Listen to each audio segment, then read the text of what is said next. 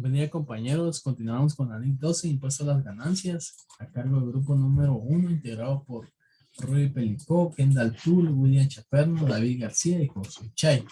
Empezaremos por el objetivo. Pues el objetivo de esta ley es prescribir el tratamiento contable de los impuestos a las ganancias. El principal problema al contabilizar el impuesto a las ganancias es cómo tratar las consecuencias actuales o futuras en una empresa. La recuperación o liquidación en el futuro del importe en libros de los activos o pasivos que se han reconocido en el estado de situación financiera de la entidad y las transacciones y otros sucesos del periodo corriente que han sido objeto de reconocimiento en los estados financieros. El alcance de esta norma pues aplicará a la contabilización del impuesto a las ganancias y también para los propósitos de esta norma el término impuesto a las ganancias incluye todos los impuestos, ya sean nacionales o extranjeros, que estén relacionados estrechamente con las ganancias sujetas a un tipo o un porcentaje de imposición.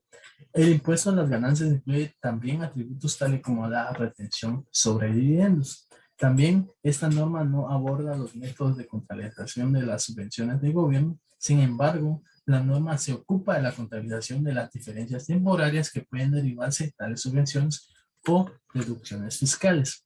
Para entender mejor la norma, pues tenemos unas definiciones. La primera es ganancia contable. Esta es la ganancia antes de deducir el gasto del impuesto. Y luego tenemos ganancia fiscal, pues es la ganancia obtenida y al cual le vamos a aplicar el porcentaje o el tipo impositivo de acuerdo al país.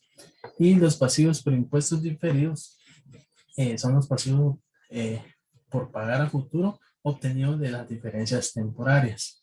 Y los activos de impuestos diferidos son las cantidades de impuestos sobre las ganancias a recuperar en periodos futuros relacionados con diferencias temporarias deducibles, la compensación de pérdidas obtenidas en periodos anteriores que todavía no hayan sido objeto de deducción fiscal y la compensación de créditos no utilizados procedentes de periodos anteriores.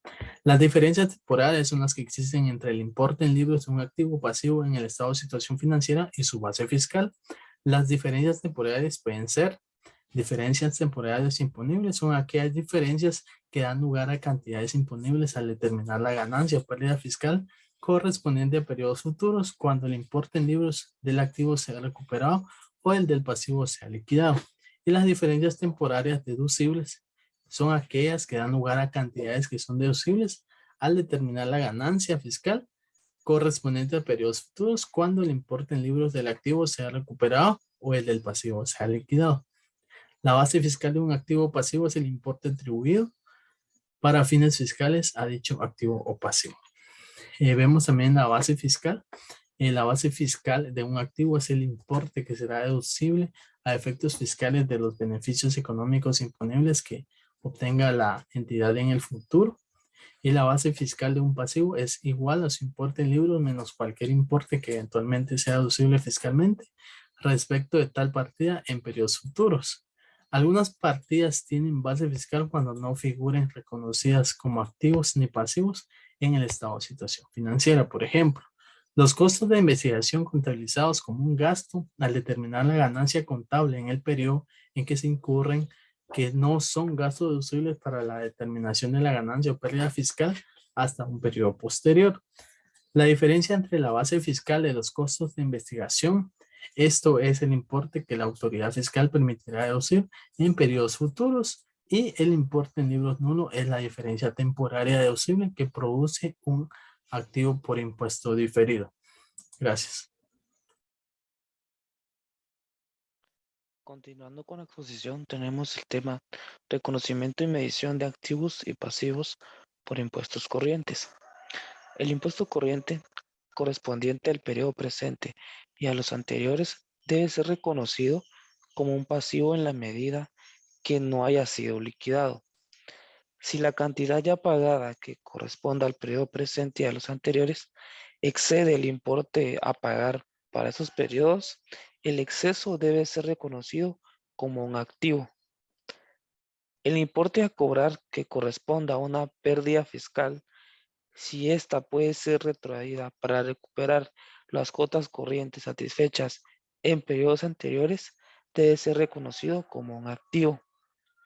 Cuando una pérdida fiscal se utilice para recuperar el impuesto corriente pagado en periodos anteriores, la entidad reconocerá tal derecho como un activo en el mismo periodo en el que se produce la citada pérdida fiscal, puesto que es probable que la entidad obtenga el beneficio económico derivado de tal derecho, y además este beneficio puede ser medido de forma fiable.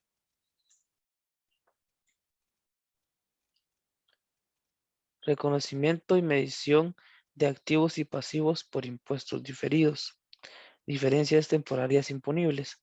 Se reconocerá un pasivo de naturaleza fiscal por causa de cualquier diferencia temporaria imponible, a menos que la diferencia haya surgido por el reconocimiento inicial de una plusvalía, el reconocimiento inicial de un activo o pasivo en una transacción que no sea una combinación de negocio o en el momento de la transacción no afecte ni a la ganancia contable ni a la ganancia fiscal. Diferencias temporarias deducibles. Se reconocerá un activo por impuestos diferidos por causa de todas las diferencias temporarias deducibles, en la medida que resulte probable que la entidad disponga de ganancias fiscales futuras contra las que cargar esas diferencias temporarias deducibles. Detrás del reconocimiento de cualquier pasivo está inherente la expectativa de que la cantidad correspondiente será liquidada en futuros periodos por medio de una salida de recursos que incorporen beneficios económicos. Pérdidas y créditos fiscales no utilizados. Debe reconocerse un activo por impuestos diferidos siempre que se puedan compensar con ganancias fiscales de periodos posteriores, pérdidas o créditos fiscales no utilizados, que la ganancia impositiva futura estará disponible contra la que puedan utilizarse las pérdidas fiscales no utilizadas y los créditos fiscales no utilizados. En la medida en que no sea probable disponer de ganancias fiscales contra las que resulte factible utilizar las pérdidas o créditos fiscales no utilizados, no se procederá a reconocer los activos por impuestos diferidos. Consideración de activos por impuestos diferidos no reconocidos.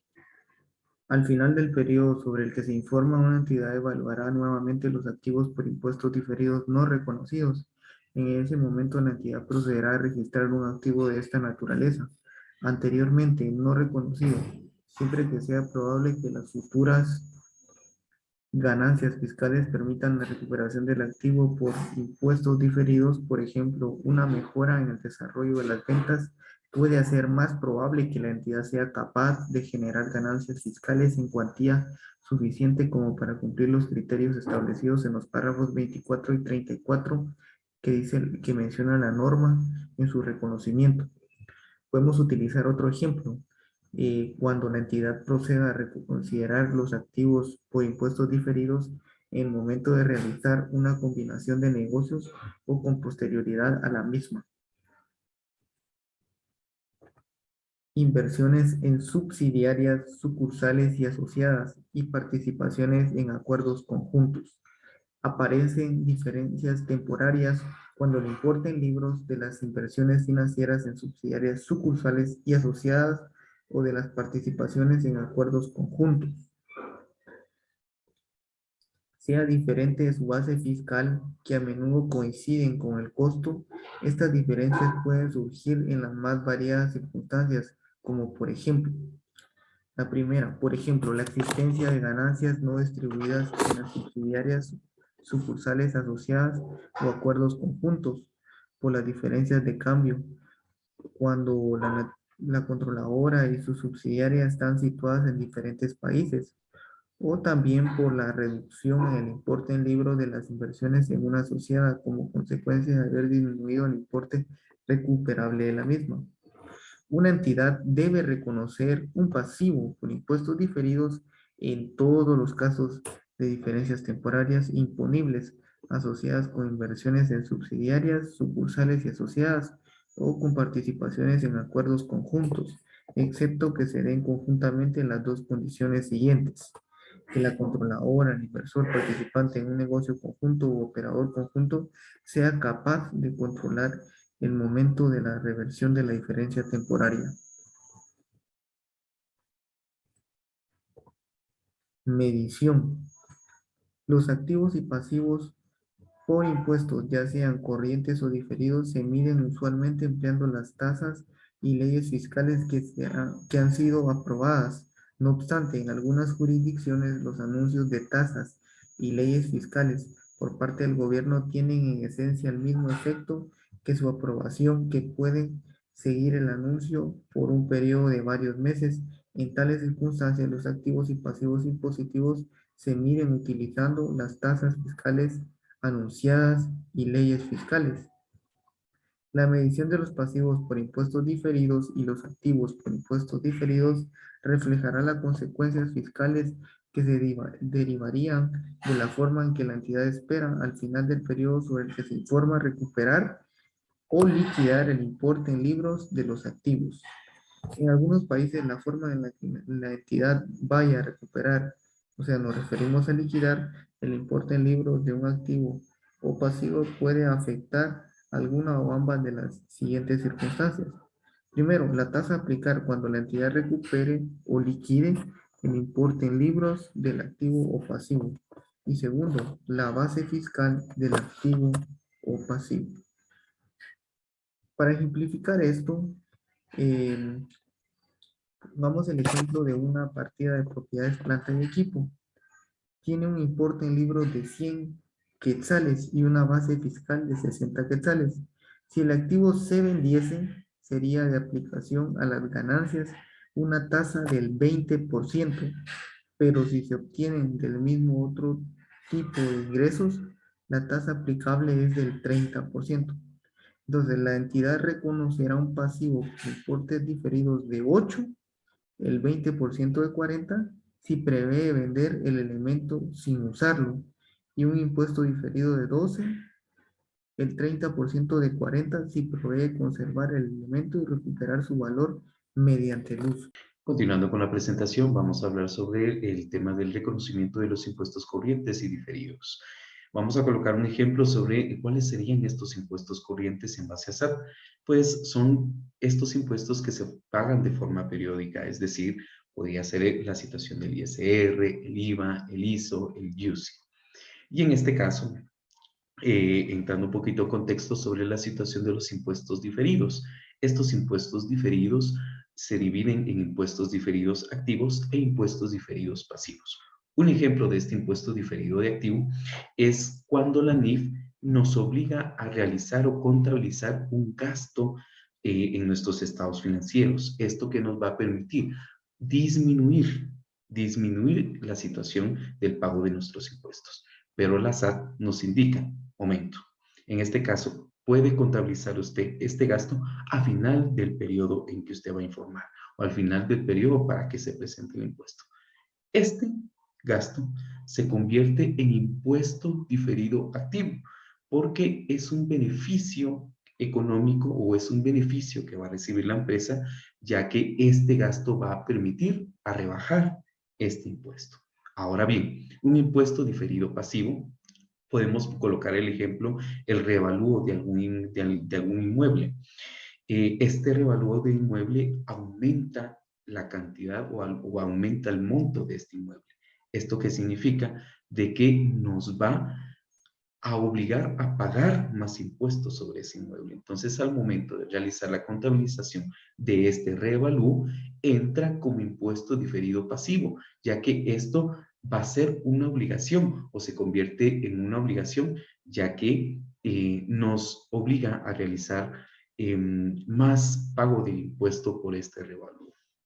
Entonces, la norma nos indica que la contabilización de los efectos fiscales, tanto en el periodo corriente como los diferidos para posteriores periodos de una determinada transacción o sucesos económicos. Las diferencias temporales de una medición no se pueden hacer, por eso existen estas diferencias entre lo fiscal y lo financiero, es decir, entre SAT y las NIF. También nos habla sobre las partidas reconocidas fuera de resultado. Y la norma nos hace énfasis sobre esta parte, la cual nos indica que la norma hace una excepción que no deberán reconocerse como ingresos o gastos dentro de los resultados un cambio en el importe de libros procedentes en una evaluación de propiedad, planta y equipo, y la diferencia de cambios que surjan entre conversiones de los estados financieros de un negocio extranjero. La NIC 21, eso quiere decir el diferencial cambiario. De igual manera, nos habla sobre las partidas reconocidas en resultado. La norma nos indica de que la mayoría de los activos y de los pasivos y de los activos por impuestos diferidos aparecerán cuando los ingresos y gastos que se incluyen en las ganancias contables de un determinado periodo se computen dentro de la ganancia fiscal en otro diferente. El correspondiente impuesto diferido se reconocerá en el resultado del periodo. Un ejemplo de lo que esto habla, tenemos a un lado la situación de la contabilización del resultado por SAT y la contabilización por parte de NIF. Tenemos la situación de nuestros ingresos. Vamos a deducirle nuestros costos, que son 20 quetzales, y gastos, que son 30 quetzales. Nos da un resultado de 50 quetzales. Ahora bien, en base a NIF, tenemos un ingreso de 100, costos de 20, y aquí hacemos un énfasis sobre la situación del gasto, que tenemos 10 quetzales y nuestro resultado son 70. Obtenemos un resultado distinto, producto de un gasto que no coincide. Esto, en pocas palabras, es un impuesto diferido activo o un impuesto diferido pasivo. De igual manera, nos habla la NIC 12 sobre la compensación. Una entidad compensará los activos por impuestos corrientes y los pasivos por impuestos corrientes si y solo si la entidad tiene el derecho exigible legalmente de compensar los importes reconocidos y tiene la intención de liquidar el importe neto o de realizar el activo o cancelar el pasivo simultáneamente. ¿Cuándo ocurre esto aquí fiscalmente? Podemos verificar eso en el ISR anual. Si nosotros sabemos perfectamente bien, dentro del ISR anual podemos acreditar el ISO que nosotros pagamos de forma trimestral. Entonces, ¿qué estamos haciendo ahí? La compensación de un activo diferido o un pasivo diferido para que nuestro impuesto reduzca o aumente en determinado momento. Entonces, ahí estamos nosotros compensando estos activos o pasivos diferidos en términos de impuestos. También la norma nos habla sobre esta parte de que una entidad deberá compensar activos por impuestos diferidos con pasivos por impuestos diferidos si y solo si tiene reconocido legalmente el derecho de compensar, derivan del impuesto de las ganancias, si es la misma entidad o sujeto fiscal. En el caso de los gastos de impuestos a las ganancias, deberán presentarse en el estado de resultado integral. Por ejemplo, el ISR anual viene de las ganancias o utilidad. Y de igual manera, el ISO se calcula en base a lo que nosotros presentamos en el caso de nuestros estados de resultados y principalmente en nuestro balance general. Entonces, ahí estamos cumpliendo en términos de NIF y, por supuesto, en base a la ley que nos proporciona la SAT. De igual manera, pues, por último, nos presenta la información a revaluar. Como primer punto tenemos el gasto o ingreso por impuesto corriente. También debemos de revelar cualquier ajuste reconocido en el periodo para el impuesto corriente o periodos anteriores. Esto podemos colocar el ejemplo sobre la situación de la actualización de la ley 10, del decreto 10/2012. Ahí podemos, ahí sí que experimentar el cambio de porcentajes. Hubo un año que se calculó el 31, de ahí al 28, de ahí al 27%. Entonces, todos esos cambios en términos impositivos y en términos numéricos también hay que realizar un ajuste. El importe de los ingresos por impuestos relativos a cada componente u otro resultado integral. Y por último, el importe de los beneficios de carácter fiscal procedentes de pérdidas fiscales, créditos fiscales o diferencias temporales. Es decir, por ejemplo, la situación del IVA. Tenemos IVA crédito y IVA débito. Al realizar la compensación, podemos ver si tenemos que pagar o tenemos un saldo a nuestro favor. De igual manera, como un anexo en la información a revelar, la NIC 12 nos pide presentar el importe agregado de los impuestos corrientes y diferido, es decir, cuánto pago yo de IVA, cuánto pago yo de ISR, cuánto pago yo de IUSI y así sucesivamente. La conciliación numérica entre los gastos e ingresos, la conciliación numérica entre la tasa promedio efectiva e impositiva, es decir, una conciliación entre lo que yo voy a pagar en base a SAT y lo que yo estaría pagando en base a las NIF completas. Y en este caso, las diferencias temporarias relacionadas con las inversiones subsidiarias, sucursales o asociadas, es decir, el diferencial cambiario y algunos otros componentes en base a otras normas. Con esto, pues agradecemos bastante el tiempo prestado a la presentación, esperando que haya sido de mucha utilidad para ustedes. Buen día.